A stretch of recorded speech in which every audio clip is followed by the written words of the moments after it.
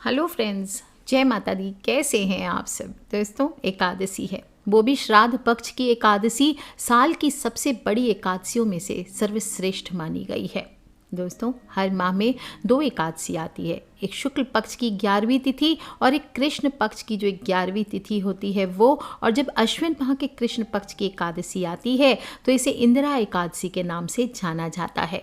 बहुत ही महत्वपूर्ण होती है क्योंकि पितृ को मोक्ष प्राप्त कराने वाली एकादशी है और कहा जाता है कि भटकते हुए जो पितृ होते हैं उनको गति देने वाले पितृपक्ष की इस एकादशी को जो भी मनुष्य निष्ठापूर्वक पालन करता है उसे स्वयं भी मोक्ष की प्राप्ति होती है और उसके 7 पुष्ट तक के जो पितृ होते हैं सभी को शांति मिलती है। अगर कुंडली में किसी प्रकार का पितृ दोष हो तो वो भी दूर होता है। और कहा जाता है कि इस दिन गुड़ और तिल का पिंड बनाकर अगर चढ़ाया जाए, उसे सूंघ कर गाय को खिलाया जाए तो इससे पितृ दोष से तुरंत मुक्ति मिलती है। मैंने पूरा डिटेल आपको लास्ट वीडियो में बताया, आप जाके सुन सकते हैं। कहा जाता है जो भी मनुष्य सभी एकादशियों के व्रत नियम के साथ रखता है वो इस लोक में सुख को भोगते हुए बैकुंठ धाम को जाता है। और इस व्रत के रिगार्डिंग धर्मराज युधिष्ठिर श्री कृष्ण भगवान को जब पूछते हैं, हे भगवान, अश्विन माह के कृष्ण पक्ष की एकादशी का नाम क्या है, इसकी विधि तथा फल क्या है, सो कृपा करके कहिए। तब भगवान श्री कृष्ण उन्हें बताते हैं कि इस एकादशी का नाम इंदिरा एकादशी है। सभी पापों को नष्ट करने वाली, पितरों को अधोगति से मुक्ति देने वाली एकादशी है। और हे राजन, आप ध्यान पूर्वक इस कथा को सुने। इसके सुनने मात्र से वाजपेयी यज्ञ बराबर फलों की प्राप्ति होती है। प्राचीन काल में सतयुग के समय में महिष्मती नाम की एक नगरी में इंद्रसेन नाम का एक प्रतापी राजा राज्य करता था। धर्म पूर्वक अपनी प्रजा का पालन करते हुए शासन करता था। वह राजा पुत्र, पौत्र, धन आदि से संपन्न विष्णु भगवान का परम भक्त था। एक दिन जब राजा सुखपूर्वक अपनी सभा में बैठा था तो आकाश मार्ग से महर्षि नारद उतरकर उसकी सभा में आए और राजा उन्हें देखते ही हाथ जोड़कर खड़ा हो गया और विधि पूर्वक आसन और अर्घ्य दिया। सुख से बैठकर मुनि ने राजा से पूछा, हे राजन, आपके 7 अंग कुशल पूर्वक तो हैं, तुम्हारी बुद्धि धर्म में और तुम्हारा मन विष्णु भक्ति में तो रहता है। देवर्षि नारद की ऐसी बातें सुनकर राजा ने कहा, हे महर्षि, आपकी कृपा से मेरे राज्य में सब कुशल हैं तथा मेरे यहाँ यज्ञ कर्म आदि सुकृत हो रहे हैं। आप कृपा करके अपने आगमन का कारण बताइए। तब ऋषि कहने लगे, हे राजन, आप आश्चर्य देने वाले मेरे वचनों को सुने। मैं एक समय ब्रह्मलोक से यमलोक को गया। वहाँ श्रद्धापूर्वक यमराज से पूजित होकर मैंने धर्मशील और सत्यवान धर्मराज की प्रशंसा की। उसी यमराज की सभा में महान ज्ञानी और धर्मात्मा तुम्हारे पिता को एकादशी का व्रत भंग होने के कारण देखा। उन्होंने संदेशा दिया, सो मैं तुम्हें कहता हूँ, ध्यान से सुनो। उन्होंने कहा कि पूर्व जन्म में कोई विघ्न हो जाने के कारण मैं यमराज के निकट रह रहा हूँ। सो हे पुत्र, यदि तुम अश्विन माह के कृष्ण पक्ष की इंदिरा एकादशी का व्रत मेरे निमित्त करो तो मुझे स्वर्ग की प्राप्ति हो सकती है। और इतना सुनकर राजा रुदन करने लगे, कहने लगे, हे महर्षि, आप इस व्रत की विधि मुझसे कहिए। नारद जी कहने लगे, अश्विन माह के कृष्ण पक्ष की दशमी के दिन प्रातःकाल श्रद्धा पूर्वक स्नान आदि से निवृत्त होकर पुनः दोपहर को नदी आदि में जाकर स्नान करें। फिर श्रद्धा पूर्व पितरों का श्राद्ध करें और एक बार भोजन करें। प्रातःकाल होने पर एकादशी के दिन दातून आदि करके स्नान करें। फिर व्रत के नियमों को भक्ति पूर्वक ग्रहण करते हुए प्रतिज्ञा करें कि आज मैं संपूर्ण भोगों को त्याग कर निराहार एकादशी का व्रत करूंगा। हे अच्युत, हे पुंडरीकाक्ष, मैं आपकी शरण में हूँ, आप मेरी रक्षा कीजिए। इस प्रकार नियम पूर्वक शालिग्राम की स्तुति करनी चाहिए। उनकी मूर्ति के आगे विधि पूर्वक श्राद्ध करके योग्य ब्राह्मणों को फलाहार का भोजन कराएं और दक्षिणा दें। पितरों को श्राद्ध से जो बच जाए उसको सूंघ कर आपको गौ को दे देना चाहिए तथा धूप, दीप, गंध, पुष्प, नैवेद्य आदि सभी सामग्री से ऋषिकेश भगवान का पूजन करना चाहिए। रात्रि में जागरण करना चाहिए। इसके पश्चात द्वादशी के दिन प्रातःकाल होने पर भगवान का पूजन करके ब्राह्मणों को भोजन कराएं। भाई बंधुओं, स्त्री और पुत्र सहित आप भी मौन रहकर भोजन करें। और नारद जी कहने लगे कि हे राजन, इस विधि से यदि तुम आलस्य रहित होकर इस एकादशी का व्रत करोगे तो तुम्हारे पिता अवश्य ही स्वर्ग लोक को जाएंगे। और इतना कहकर नारद जी अंतर्ध्यान हो गए। नारद जी के कथानुसार राजा द्वारा अपने बांधुओं तथा दासों सहित व्रत करने से आकाश से पुष्प वर्षा हुई और उस राजा का पिता गरुड़ पर चढ़कर विष्णु लोक को गया। राजा इंद्रसेन भी एकादशी के व्रत के प्रभाव से निष्कंटक राज्य करके अंत में अपने पुत्र को सिंहासन पर बैठकर स्वर्गलोक को गया। हे युधिष्ठिर, यह इंदिरा एकादशी के व्रत का महात्म्य मैंने तुमसे कहा है और इसको पढ़ने वाले सुनने वाले सभी मनुष्य सब पापों से छूट जाते हैं और सब प्रकार के भोगों को भोग कर बैकुंठ को प्राप्त करते हैं। बोलिए श्री कृष्णचंद्र भगवान की जय, विष्णु भगवान की जय।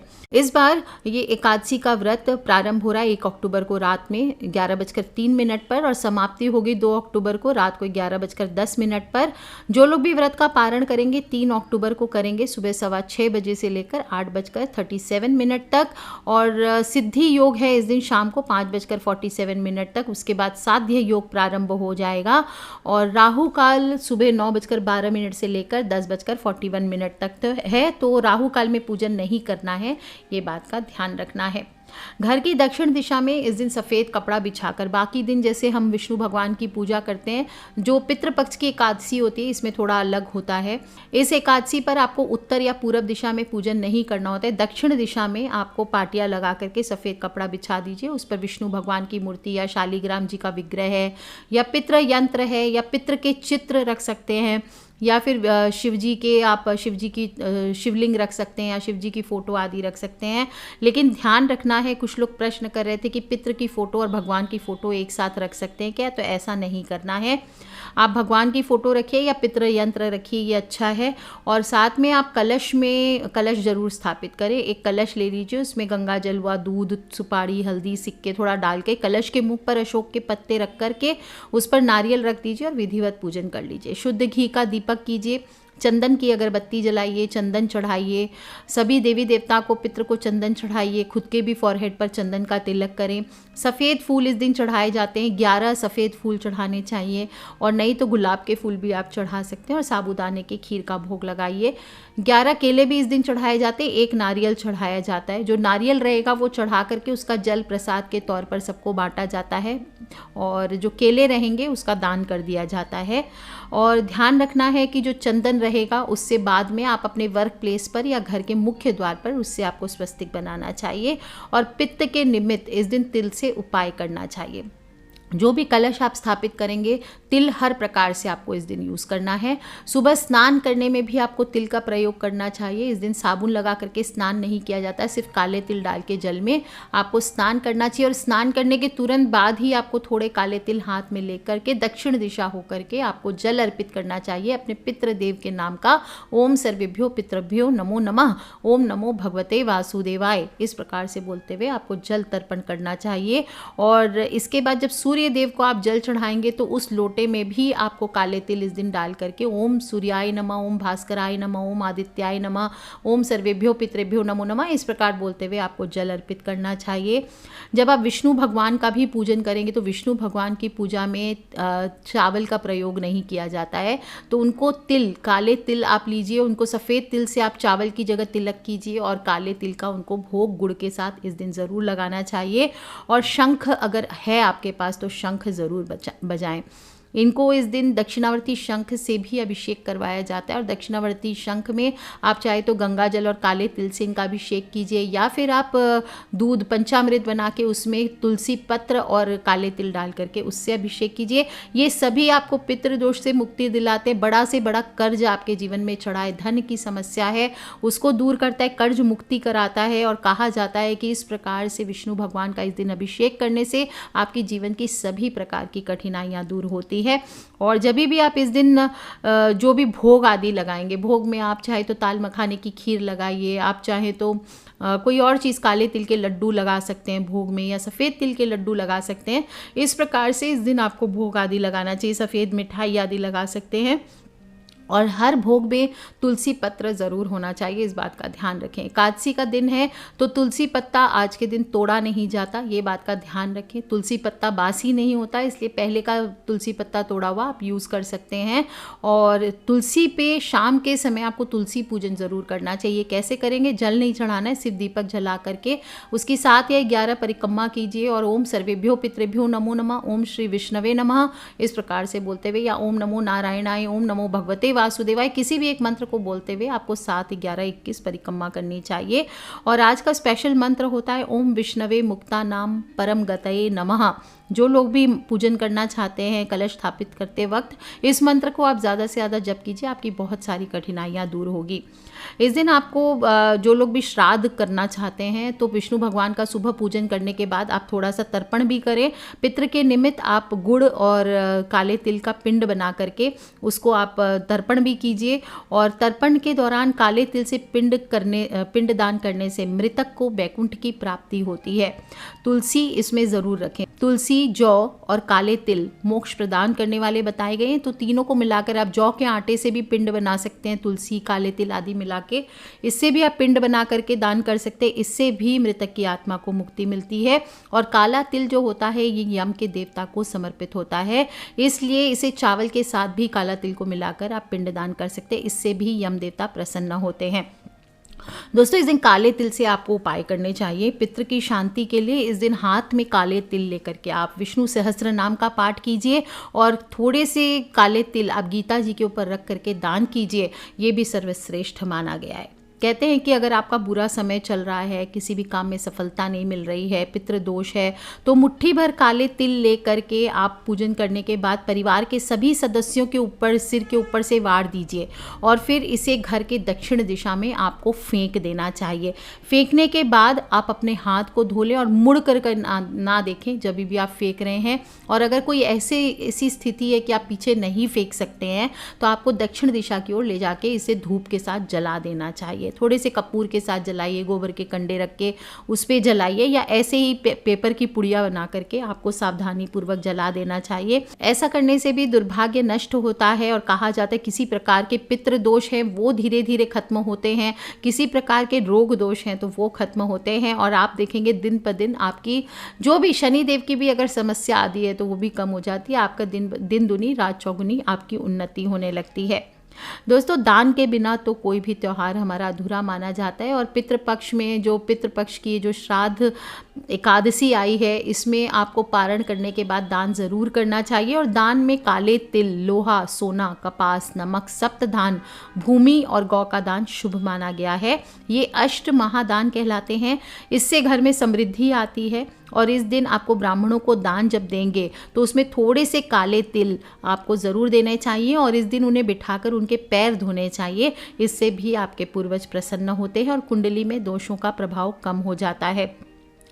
दोस्तों, शाम के समय इस दिन आपको अपने घर के दक्षिण दिशा में या घर की चौखट पर आपको एक तेल का दिया ज़रूर जलाना चाहिए। तेल आप तिल का लीजिए या सरसों का तेल लीजिए और 4 दीपक आप जलाइए और उसमें आप सब में काले तिल ज़रूर डालें। पितृ से प्रार्थना करें कि पितृ पक्ष का ये जो एकादशी है, ये जो आने वाली जो अमावस्या तिथि है, इस तक जो भी कठिनाइयां हैं आपके इन 4-5 दिनों में आपके जीवन से पूरी तरह से दूर कर दे और सभी सदस्यों का आशीर्वाद मांगें आप। क्योंकि पितृपक्ष की जो अमावस्या आएगी उस दिन फिर पितृ जो होते हैं वो वापस अपने लोक को चले जाते हैं। इसलिए इससे पहले उनसे जी से सच्चे दिल से प्रार्थना करें कि हे पितृदेव, हे पितरानी महारानी, आप हमारे दोषों को क्षमा कीजिए। हमसे कोई भूल चूक हुई है जाने अनजाने, उसे आप क्षमा कीजिए और आप हमें आशीर्वाद प्रदान करके अपने लोक को जाइए। इस प्रकार से आप काले तिल उनको अर्पित कीजिए। और फिर आप देखिए दोस्तों कैसे इस बार की जो ये एकादशी है ये काले तिल के छोटे से उपाय को करने से आपके जीवन की कठिनाइयों को दूर करेगा, आपके जीवन में शुभता लाएगा, आपके जीवन में शुद्धता लाएगा, पवित्रता लाएगा और आपको आगे बढ़ने में, आपके करियर को आगे बढ़ाने में, आपको सफल बनाने में मदद करेगा। दोस्तों, एकादशी का दिन है तो कुछ बातों का आपको ध्यान भी रखना चाहिए, नहीं तो हमारी पूजा असफल हो जाती है। एक तो इस दिन अन्न का सेवन नहीं किया जाता। चावल, जौ ये तो सर्वथा, और नमक ये तो सर्वथा निषेध होता है, इस दिन खाने ही नहीं चाहिए। कुछ लोग पूछते हैं गेहूं खा सकते हैं, तो बिल्कुल खाइए, गेहूं आप खा सकते हैं। अगर आप फलाहार नहीं कर सकते तो एक समय आप सात्विक भोजन कर सकते हैं, उसमें गेहूं आप यूज़ कर सकते हैं। और इस दिन आपको बैंगन, प्याज, लहसुन, कुल्फ़ा, सेम, फली इत्यादि ये सब चीज़ें नहीं खानी चाहिए। इस दिन आपको ड्रिंक्स आदि, किसी प्रकार का नशा आदि भी नहीं करना चाहिए। नॉनवेज आदि नहीं खाना चाहिए। और इस दिन अपने स्नान के जल में थोड़े से काले तिल डाल करके स्नान करने चाहिए और स्नान करके शुद्ध हल्के रंग के वस्त्र पहनने चाहिए।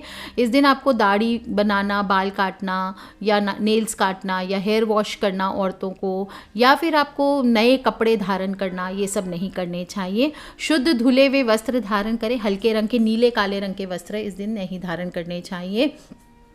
जैसे आप अपने वस्त्र आदि का ध्यान रखेंगे, इसी प्रकार से आपको अपने स्वभाव का भी ध्यान रखना चाहिए। किसी पर गुस्सा ना करें, लड़ाई झगड़ा ना करें, क्रोध ना करें, मारपीट ना करें, चुगली बुराई आदि ना करें, किसी की चीज़ें चोरी ना करें।